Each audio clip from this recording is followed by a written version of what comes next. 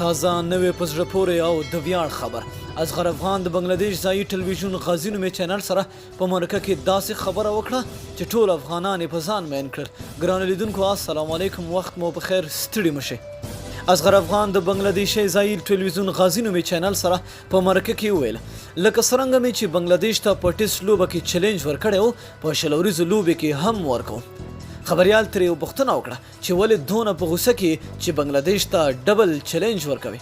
اصغر افغان ورته په ځواب کې وویل چې دوی زموږ ټول افغانستان ته د پیشو مثال ورکړی دی او هغوی په مجازي فکر دا کار کړی و، خو موږ یې په حقیقت کې کوو. سموده وړاندې همدې بنگلادیش افغانستان ته ډیر سپک کتلی و. کله چې نړیوال جام کې افغانستان بنگلادیش سره لوبه وه نو بنگلادیشیانو عکسونه راوړي وو چې یو خوا زمری او بل خوا پیشو، چې خپل ټیم سره د زمري عکس اچولی و او زموږ ټیم سره د پیشو عکس اچولی و. او د کرکټ د لوبو په فارمیټ کې تر ټولو اثرناکې لوبې د ټیسټ لوبې ګڼل کیږي، ځکه دغه لوبه افغانستان په ډیر ویاړ وګټله.